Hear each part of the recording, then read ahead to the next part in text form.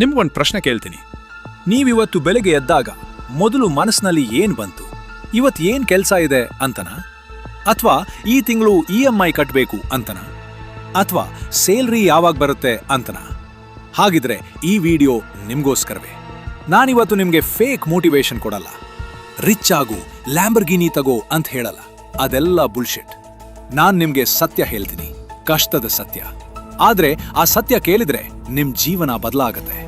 ನಾನು ಕಳೆದ ಕೆಲವು ವರ್ಷಗಳಲ್ಲಿ ಒಂದು ವಿಷಯ ಒಬ್ಸರ್ವ್ ಮಾಡಿದ್ದೀನಿ. ಕರ್ನಾಟಕನಲ್ಲಿ, ಬ್ಯಾಂಗ್ಳೂರ್ನಲ್ಲಿ, ಮೈಸೂರಿನಲ್ಲಿ, ಧಾರವಾಡ್ನಲ್ಲಿ, ಹುಬ್ಳಿನಲ್ಲಿ ಎಲ್ಲೆಲ್ಲೂ ಜನ ಇಂಟೆಲಿಜೆಂಟ್ ಇದ್ದಾರೆ, ಹಾರ್ಡ್ ವರ್ಕಿಂಗ್ ಇದ್ದಾರೆ. ಆದ್ರೆ ಹಣ ಮಾತ್ರ ಇಲ್ಲ. ಯಾಕೆ? ಅದಕ್ಕೆ ಇವತ್ತು ನಾವು ಮಾತಾಡ್ತೀವಿ. ನಮ್ಮ ಕರ್ನಾಟಕದ ಜನಕ್ಕೆ ಒಂದು ದೊಡ್ಡ ಪ್ರಾಬ್ಲಮ್ ಇದೆ. ಅದೇನಂದ್ರೆ, ನಮಗೆ ಚಿಕ್ಕ ವಯಸ್ಸಿನಿಂದಲೇ ಒಂದೇ ಒಂದು ಗೋಲ್ ಕೊಡ್ತಾರೆ: ಚೆನ್ನಾಗಿ ಓದು, ಗವರ್ಮೆಂಟ್ ಜಾಬ್ ತಗೋ, ಸಂಸಾರ ಮಾಡು. ಅಷ್ಟೇ. ಮನೆಯಲ್ಲಿ ಅಪ್ಪ ಅಮ್ಮ ಅದನ್ನೇ ಹೇಳ್ತಾರೆ, ಸ್ಕೂಲ್ನಲ್ಲಿ ಟೀಚರ್ ಅದನ್ನೇ ಹೇಳ್ತಾರೆ, ಸೊಸೈಟಿ ಅದನ್ನೇ ಎಕ್ಸ್ಪೆಕ್ಟ್ ಮಾಡುತ್ತೆ. ಆದ್ರೆ ನಾನ್ ನಿಮ್ಗೊಂದು ಸತ್ಯ ಹೇಳಲ್ಲ. ಗವರ್ಮೆಂಟ್ ಜಾಬ್ ತಗೊಂಡ ಮೇಲೆ ಸಿಗೋ ಸ್ಯಾಲರಿ 25,000 ರೂಪಾಯಿಯಿಂದ 40,000 ರೂಪಾಯಿ. ಬೆಂಗಳೂರಿನಲ್ಲಿ ರೆಂಟ್ ಒಂದಕ್ಕೆ 15,000 ರೂಪಾಯಿ ಹೋಗುತ್ತೆ. EMI 8,000 ರೂಪಾಯಿ, ಗ್ರೋಸರೀಸ್ 6,000 ರೂಪಾಯಿ. ಉಳಿದ 5,000 ರೂಪಾಯಲ್ಲಿ ಜೀವನ ಮಾಡಬೇಕು. ಇದು ಸೆಕ್ಯೂರ್ ಲೈಫ್ ಅಂತ ಹೇಳ್ತಾರೆ ನಮ್ಮ ಹಿರಿಯರು. ನಾನದನ್ನು ರೆಸ್ಪೆಕ್ಟ್ ಮಾಡ್ತೀನಿ. ಆದ್ರೆ ಅದು 2025ರ ರಿಯಾಲಿಟಿ ಅಲ್ಲ. ಇವತ್ತಿನ ವರ್ಲ್ಡ್ನಲ್ಲಿ ಇನ್ಫ್ಲೇಷನ್ ಹೆಚ್ಚಾಗ್ತಿದೆ, ಪೆಟ್ರೋಲ್ ಬೆಲೆ ಹೆಚ್ಚಾಗ್ತಿದೆ, ರೈಸ್ ಬೆಲೆ ಹೆಚ್ಚಾಗ್ತಿದೆ. ಆದ್ರೆ ಸ್ಯಾಲರಿ ಅದು ಮಾತ್ರ ಸೇಮ್ ಇದೆ. ನಿಮ್ಮ ಬ್ಯಾಂಕ್ನಲ್ಲಿ 1 ಲಕ್ಷ ರೂಪಾಯಿ ಇದ್ರೆ 10 ವರ್ಷ ಆದ್ಮೇಲೆ ಅದರ ವ್ಯಾಲ್ಯೂ 60,000 ರೂಪಾಯಿ ಆಗಿರುತ್ತೆ. ಯಾಕೆ? ಇನ್ಫ್ಲೇಷನ್. ಹಣ ಬೆಳೆಯದಿದ್ದರೆ ಅದು ಆಟೋಮ್ಯಾಟಿಕಲಿ ಕಡಿಮೆ ಆಗ್ತಿದೆ ಅಂತ ಅರ್ಥ. ಇದು ಯಾರೂ ನಿಮಗೆ ಸ್ಕೂಲ್ನಲ್ಲಿ ಕಲಿಸಲ್ಲ. ಯಾಕೆಂದ್ರೆ ನಿಮ್ಮನ್ನ ಪೂವರ್ ಇಡೋದು ಸಿಸ್ಟಮ್ಗೆ ಕನ್ವೀನಿಯಂಟ್. ಈಗ ಸಿಟ್ಟು ಬಂತಾ? ಒಳ್ಳೇದು. ಆ ಸಿಟ್ಟನ್ನ ಶಕ್ತಿಯಾಗಿ ಬದಲಾಯಿಸಿ. ನಾನು ಒಂದು ವಿಷಯ ಕ್ಲಿಯರ್ಲಿ ಹೇಳ್ತೀನಿ. ಹಣ ಮಾಡೋದಕ್ಕೆ ಮೊದಲು ಹಣದ ಬಗ್ಗೆ ನಿಮ್ಮ ಥಿಂಕಿಂಗ್ ಬದಲಾಗಬೇಕು. ನಮ್ಮ ಕರ್ನಾಟಕದಲ್ಲಿ ಒಂದು ತಪ್ಪು ನಂಬಿಕೆ ಇದೆ: ಹಣ ಮಾಡೋರು ಬಹಳ ಸ್ಮಾರ್ಟ್ ಇರ್ತಾರೆ, ಹಣ ಮಾಡೋರು ಲಕ್ಕಿ ಇರ್ತಾರೆ, ಹಣ ಮಾಡೋರಿಗೆ ಕನೆಕ್ಷನ್ ಇರ್ತದೆ. ಇದ್ಯಾವುದೂ ಸತ್ಯ ಅಲ್ಲ. ನಾನು ನಿಮಗೆ ಸತ್ಯ ಹೇಳ್ತೀನಿ. ಹಣ ಮಾಡೋರು ಬೇರೆ ಯೋಚಿಸ್ತಾರೆ ಅಷ್ಟೇ. ಹೇಗೆ ಅಂತ ನೋಡಿ. ಪೂವರ್ ಮೈಂಡ್ ಸೆಟ್ ಹೇಳೋದು ನನಗೆ ಆಗಲ್ಲ, ನಾನು ಚಿಕ್ಕ ಊರಿನವನು, ನನ್ನ ಹತ್ರ ಕ್ಯಾಪಿಟಲ್ ಇಲ್ಲ, ಮಾರ್ಕೆಟ್ ರಿಸ್ಕಿ, ಮೊದಲು ಸೇಫ್ ಆಗಿರ್ತೀನಿ.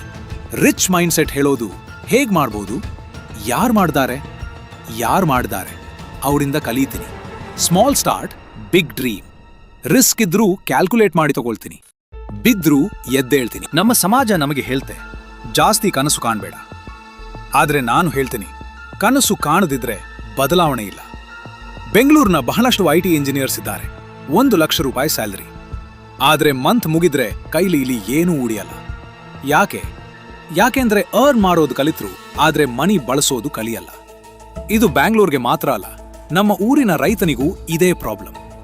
ಅರ್ನ್ ಮಾಡ್ತಾರೆ, ಆದ್ರೆ ವೆಲ್ತ್ ಬಿಲ್ಡ್ ಮಾಡಲ್ಲ. Earning never equals wealth building. ಇದು ಮೊದಲ ಲೆಸನ್. ನಾನು ಈಗ ನಿಮ್ಗೆ ಹಣ ಗಳಿಸೋ 5 ಸ್ಟೇಜಸ್ ಹೇಳ್ತೀನಿ. ಹೆಚ್ಚಿನ ಜನ ಸ್ಟೇಜ್ 1ನಲ್ಲಿ ಸಿಕ್ಕಿ ಹಾಕೊಂಡಿರ್ತಾರೆ. ನೀವು ಇವತ್ತು ಸ್ಟೇಜ್ 5 ಅರ್ಥ ಮಾಡ್ಕೊಂಡ್ರೆ ನಿಮ್ಮ ಜೀವನ ಬದಲಾಗಿದೆ ಅಂತ ಅರ್ಥ. ಇದು ಹೆಚ್ಚಿನ ಜನ ಇರೋ ಸ್ಟೇಜ್. ಸ್ಯಾಲರಿ ಬರ್ತೆ, ಎಕ್ಸ್ಪೆನ್ಸಸ್ ಹೋಗ್ತೆ, ಮಂತ್ ಮುಗಿಯೋ ಹೊತ್ತಿಗೆ ಏನೂ ಉಳಿಯಲ್ಲ. ಇದಕ್ಕೆ ಕಾರಣ ಏನು? ನೀವು ಸಿಸ್ಟಮ್ ಒಳಗೆ ಟ್ರ್ಯಾಪ್ಡ್ ಆಗಿದ್ದೀರಿ. School to college to job to EMI to retire. ಇದುದು ಒಂದು ಲೂಪ್. ಈ ಲೂಪ್ನಿಂದ ಹೊರಗೆ ಬರಬೇಕು ಅಂದ್ರೆ ಮೊದಲ ಸ್ಟೆಪ್ ಏನು? ನಿಮ್ಮ ಫೈನಾನ್ಸಸ್ ಮೇಲೆ ಫುಲ್ ಕಂಟ್ರೋಲ್ ತಗೊಳ್ಳಿ. ಇವತ್ತಿನಿಂದ ಒಂದು ನೋಟ್ಬುಕ್ ತಗೊಳ್ಳಿ, ಅಥವಾ ಫೋನ್ನಲ್ಲಿ ಒಂದು ನೋಟ್ಸ್ ಆಪ್. ಪ್ರತಿದಿನ ಎಷ್ಟು ಖರ್ಚು ಮಾಡ್ತೀರಿ ಅಂತ ಬರೀರಿ. ಚೈ 20 ರೂಪಾಯಿ, ಆಟೋ 80 ರೂಪಾಯಿ, ಲಂಚ್ 120 ರೂಪಾಯಿ, ಈವ್ನಿಂಗ್ ಸ್ನ್ಯಾಕ್ಸ್ 50 ರೂಪಾಯಿ. ಹೀಗೆ ಒಂದೊಂದು ತಿಂಗಳು ಮಾಡಿ ನೋಡಿ. ನಿಮಗೆ ಶಾಕ್ ಆಗುತ್ತೆ ಎಷ್ಟು ಹಣ ಅನ್ನೆಸೆಸರ್ಲಿ ಹೋಗ್ತಿದೆ ಅಂತ. ಯಾಕೆ ಉಳಿಸೋದು ಇಂಪಾರ್ಟೆಂಟ್? ಯಾಕೆಂದ್ರೆ ಸೇವಿಂಗ್ಸ್ ಇಲ್ದೆ ಇನ್ವೆಸ್ಟ್ ಮಾಡಲ್ಲ. ಇನ್ವೆಸ್ಟ್ ಮಾಡದಿದ್ರೆ ವೆಲ್ತ್ ಗ್ರೋ ಆಗಲ್ಲ. ವೆಲ್ತ್ ಗ್ರೋ ಆಗದಿದ್ರೆ ನೀವು ಲೈಫ್ ಪೂರ್ತ ಬೇರೆಯವ್ರಿಗೆ ವರ್ಕ್ ಮಾಡ್ತಿರ್ತೀರಿ. ಇಲ್ಲಿ ನೀವು ಬದಲಾಗೋಕೆ ಡಿಸೈಡ್ ಮಾಡ್ತೀರ.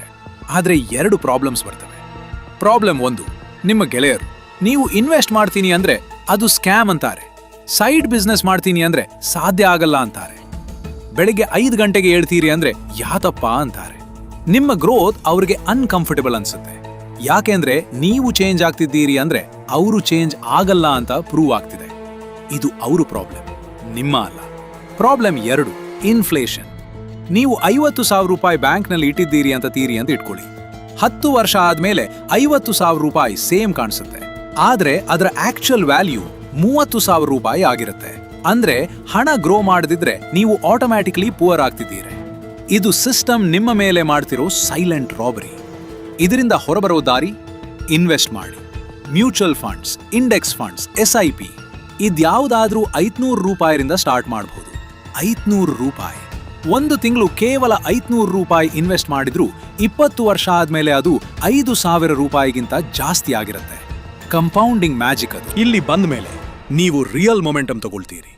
ಈ ಸ್ಟೇಜ್ನಲ್ಲಿ 3 ಸಂಗತಿಗಳು ಇಂಪಾರ್ಟೆಂಟ್. 1, cash flow. ಹಣ ಬರ್ತಿರ್ಬೇಕು. ಸ್ಯಾಲರಿ ಒಂದೇ ಇನ್ಕಮ್ ಸೋರ್ಸ್ ಅಂದ್ರೆ ನಿಮ್ಮ ಬಾಸ್ ನಿಮ್ಮ ಜೀವನ ಕಂಟ್ರೋಲ್ ಮಾಡ್ತಿದ್ದಾನೆ. ನಿಮಗೊಂದು ಸೈಡ್ ಇನ್ಕಮ್ ಬೇಕು. ಏನ್ ಮಾಡ್ಬೋದು? ನಿಮ್ಮ ಸ್ಕಿಲ್ ಏನಿದೆ? ಕನ್ನಡ ಕಾಂಟೆಂಟ್ ಕ್ರಿಯೇಟ್ ಮಾಡ್ತೀರಾ? ಯೂಟ್ಯೂಬ್ ಶುರು ಮಾಡಿ. ಗ್ರಾಫಿಕ್ಸ್ ಮಾಡ್ತೀರಾ? ಫ್ರೀಲ್ಯಾನ್ಸ್ ಮಾಡಿ.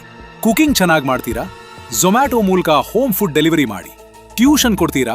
ಆನ್ಲೈನ್ ಕೊಡಿ. ಇದಕ್ಕೆ ಕ್ಯಾಪಿಟಲ್ ಏನೂ ಬೇಡ. ಬೇಕಿರೋದು ಒಂದು ಸ್ಕಿಲ್ ಮತ್ತು ವಿಲ್ಲಿಂಗ್ನೆಸ್. 2, ಕನೆಕ್ಷನ್ಸ್. ಸರಿಯಾದ ಜನ ಜೊತೆ ಇರಿ.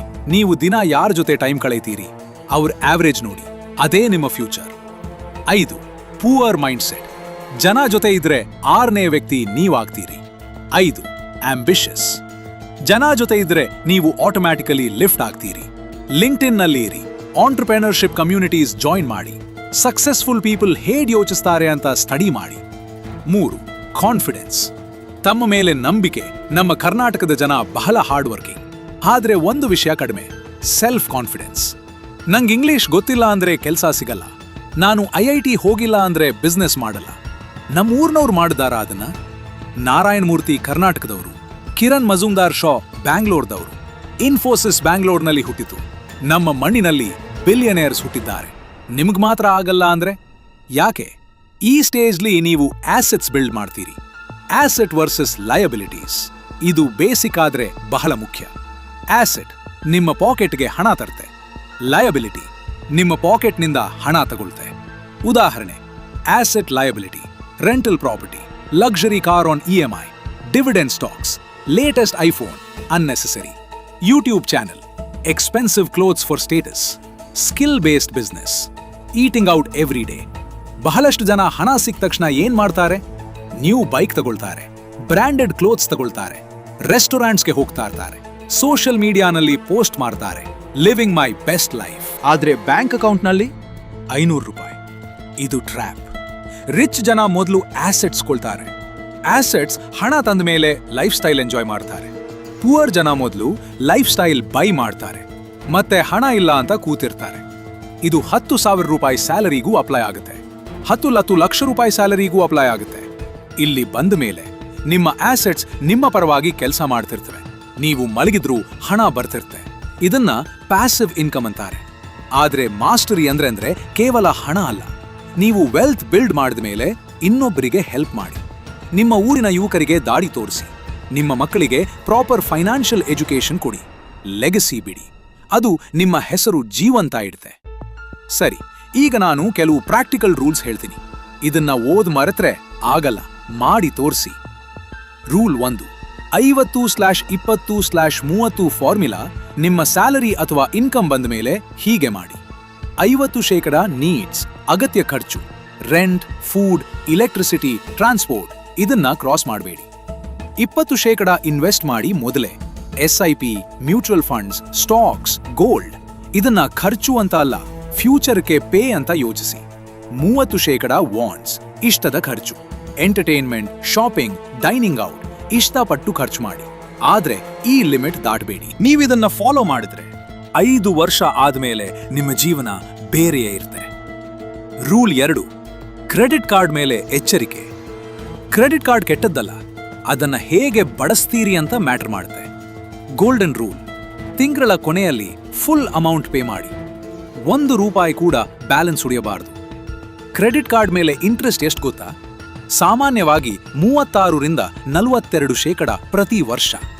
ನೀವು 10,000 ರೂಪಾಯಿ ಬ್ಯಾಲೆನ್ಸ್ ಉಳಿಸಿದ್ರೆ ವರ್ಷ ಕೊನೆಗೆ 14,000 ರೂಪಾಯಿ ಕೊಡ್ತೀರಿ. ಇದು ಲೂಟಿ. ಈ ಟ್ರ್ಯಾಪ್ನಲ್ಲಿ ಬೀಳ್ಬೇಡಿ. Rule 3: emergency fund. ಮೊದಲು ಇನ್ವೆಸ್ಟ್ ಮಾಡೋಕೆ ಮುಂಚೆ 6 ಮಂತ್ಸ್ಗೆ ಆಗೋ ಎಕ್ಸ್ಪೆನ್ಸಸ್ ಒಂದು ಸೆಪರೇಟ್ ಅಕೌಂಟ್ನಲ್ಲಿ ಇಡಿ. ಜಾಬ್ ಹೋಯ್ತು, ಜ್ವರ ಬಂತು, ಕಾರ್ ಬ್ರೇಕ್ ಡೌನ್ ಆಯ್ತು, ಏನಾದ್ರೂ ಆಗ್ಲಿ ಪ್ಯಾನಿಕ್ ಮಾಡಬಾರ್ದು. ಇದಿಲ್ಲದೆ ಇನ್ವೆಸ್ಟ್ ಮಾಡಿದ್ರೆ ಏನಾದ್ರೂ ಆದಾಗ ಇನ್ವೆಸ್ಟ್ಮೆಂಟ್ಸ್ ಮಾಡಬೇಕಾಗತ್ತೆ, ಲಾಸ್ನಲ್ಲಿ ಮಾರಬೇಕಾಗಬಹುದು, ರೂಲ್ ಆಗಬಹುದು. ರೂಲ್ 4, ಇನ್ವೆಸ್ಟ್ಮೆಂಟ್ ಮಾಡೋಕೆ ಮೊದಲು ರಿಸರ್ಚ್ ಮಾಡಿ. ಯಾರಾದ್ರೂ ಗ್ಯಾರಂಟಿ 40% ರಿಟರ್ನ್ಸ್ ಅಂತ ಹೇಳಿದ್ರೆ ಓಡಿ ಹೋಗಿ. ಸ್ಟಾಕ್ ಮಾರ್ಕೆಟ್ನಲ್ಲಿ ಗ್ಯಾರಂಟಿ ಯಾರಿಗೂ ಕೊಡಲ್ಲ. ಮೊದಲ ನಿಯಮ, ನೀವು ಕಳೆದುಕೊಳ್ಳೋಕೆ ಅಫೋರ್ಡ್ ಮಾಡಲಾರಿರೋ ಹಣ ಇನ್ವೆಸ್ಟ್ ಮಾಡಬೇಡಿ. ನಿಮ್ಮ ರಿಸರ್ಚ್ ಮಾಡಿ, ಕಂಪನಿ ಅರ್ಥ ಮಾಡ್ಕೊಡಿ, ಸ್ಲೋಲಿ ಮಾಡಿ. ಅಷ್ಟೇ ಅಲ್ಲ, ಯಾರಾದ್ರೂ ಇದರಲ್ಲಿ ಹಾಕು, ಬೇಗ ಮಾಡು ಅಂತ ಪ್ರೆಷರ್ ಮಾಡ್ತಿದ್ದಾರೆ ಅಂದ್ರೆ ಅದು ಬಹುತೇಕ ಸ್ಕ್ಯಾಮ್. ಸರಿ, ಇಷ್ಟೆಲ್ಲ ಥಿಯರಿ ಆಯ್ತು. ಈಗ ಪ್ರಾಕ್ಟಿಕಲ್ ಆಗಿ ಹೇಳ್ತೀನಿ. ನಮ್ಮ ಕರ್ನಾಟಕದಲ್ಲಿ ನಿಮ್ಮ ಸಿಚುವೇಶನ್ನಲ್ಲಿ ಹೇಗೆ ಮನಿ ಮಾಡಬಹುದು? ಆಪ್ಷನ್ 1, ಸ್ಕಿಲ್ ಸೆಲ್ ಮಾಡಿ. ನೀವು ಏನಾದ್ರೂ ಒಂದು ಕಲ್ಯ ಅದನ್ನು ಸೆಲ್ ಮಾಡಿ. ವಿಡಿಯೋ ಎಡಿಟಿಂಗ್ ಗೊತ್ತಾ? ಫ್ರೀಲಾನ್ಸ್ ಮಾಡಿ. ಫೈವರ್, ಇನ್ಸ್ಟಾಗ್ರಾಮ್ನಲ್ಲಿ ಪೋರ್ಟ್ಫೋಲಿಯೋ ಹಾಕಿ. ಟ್ಯಾಲಿ, ಎಕ್ಸೆಲ್ ಗೊತ್ತಾ? ಸ್ಮಾಲ್ ಬಿಸ್ನೆಸಸ್ಗೆ ಅಕೌಂಟಿಂಗ್ ಹೆಲ್ಪ್ ಮಾಡಿ. ಕುಕಿಂಗ್ ಗೊತ್ತಾ? ಹೋಮ್ ಟಿಫಿನ್ ಸರ್ವಿಸ್ ಶುರು ಮಾಡಿ. ಡ್ರೈವಿಂಗ್ ಗೊತ್ತಾ? ಕ್ಯಾಬ್, ಡೆಲಿವರಿ, ಸಣ್ಣ ಹೆಜ್ಜೆ ದೊಡ್ಡ ಫಲ. ಭಾಷೆ ಚೆನ್ನಾಗಿ ಗೊತ್ತಾ? ಟ್ರಾನ್ಸ್ಲೇಷನ್, ಕಾಂಟೆಂಟ್ ರೈಟಿಂಗ್ ಮಾಡಿ. ಕನ್ನಡ ಕಾಂಟೆಂಟ್ ಕ್ರಿಯೇಟರ್ಸ್ಗೆ ಈಗ ಭಾರಿ ಡಿಮಾಂಡ್ ಇದೆ. Option 2, YouTube content creation Kannada. ಯೂಟ್ಯೂಬ್ನಲ್ಲಿ ಇನ್ನೂ ಭಾರಿ ಆಪರ್ಚುನಿಟಿ ಇದೆ. Finance, cooking, farming, motivation, comedy, education, ಯಾವ ಅಂಶದಲ್ಲಿ ನೀವು ಪ್ಯಾಷನೇಟ್, ಫೋನ್ ಇದ್ರೆ ಸಾಕು, ಶುರು ಮಾಡಿ.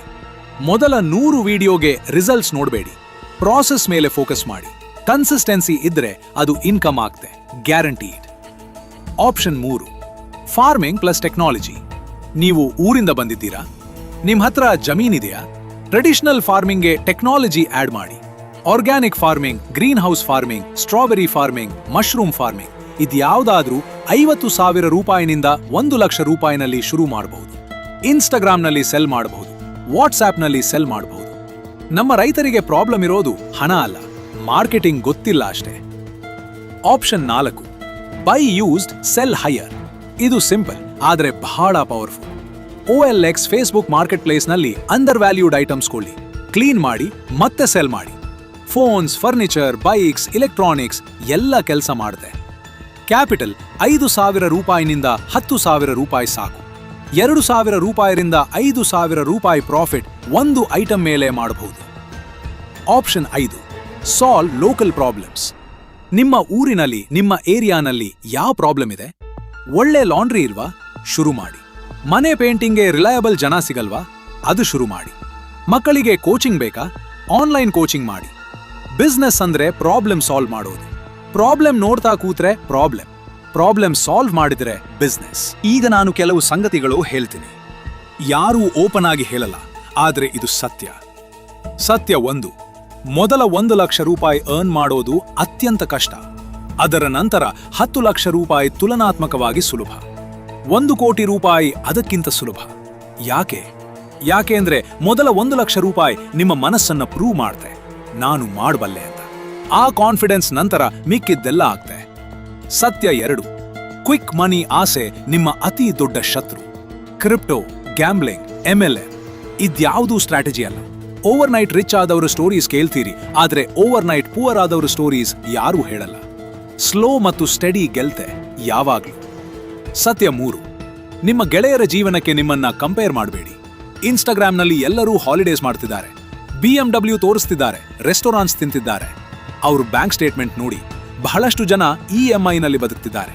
ನಿಮ್ಮ ನಿನ್ನೆಯ ಸೆಲ್ಫ್ ಜೊತೆ ಕಂಪೇರ್ ಮಾಡಿ ಅಷ್ಟೇ. ಸತ್ಯ 4, ಟೈಮ್ ನಿಮ್ಮ ಅತ್ಯಂತ ದುಬಾರಿ ಆಸೆಟ್. ಹಣ ಹೋದ್ರೆ ವಾಪಸ್ ಬರ್ತೆ, ಟೈಮ್ ಹೋದ್ರೆ ಬರಲ್ಲ. ನೀವು 25 ವರ್ಷದವರ 500 ರೂಪಾಯಿ ಇನ್ವೆಸ್ಟ್ ಮಾಡಿ. 60 ವರ್ಷಕ್ಕೆ ಅದು ಬಹಳ ದೊಡ್ಡ ಅಮೌಂಟ್ ಆಗಿರುತ್ತೆ. ನೀವು 35 ವರ್ಷದವರ, ತಡ ಆಗಿಲ್ಲ, ಇಂದೇ ಶುರು ಮಾಡಿ. ಇಂದು ಶುರು ಮಾಡದೇ ಇದ್ರೆ 10 ವರ್ಷ ಆದ್ಮೇಲೆ ಆಗ ಶುರು ಮಾಡಿದ್ರೆ ಚೆನ್ನಿತ್ತು ಅಂತ ಹೇಳ್ಕೊಳ್ತೀರಿ. ಸತ್ಯ 5, ರೆಪ್ಯುಟೇಷನ್ ಮತ್ತು ಕ್ಯಾರೆಕ್ಟರ್ ಹಣಕ್ಕಿಂತ ಮುಖ್ಯ. ನಿಮ್ಮ ರೆಪ್ಯುಟೇಷನ್ ನಿಮ್ಮ ಜೊತೆ ಯಾವಾಗ್ಲೂ ಬರುತ್ತೆ. ಒಬ್ಬ ಮನುಷ್ಯ ತೀರ್ಕೊಂಡ ಮೇಲೆ ಜನ ಏನ್ ಮಾತಾಡ್ತಾರೆ? ಅವನ ಎಷ್ಟು ಹಣ ಇತ್ತು ಅಂತ ಅಲ್ಲ, ಅವನ ಎಂಥ ಮನುಷ್ಯ ಇದ್ದ ಅಂತ. ಹಣ ಮಾಡಿ, ಆದ್ರೆ ಕ್ಯಾರೆಕ್ಟರ್ ಕಳ್ಕೊಳ್ಬೇಡಿ.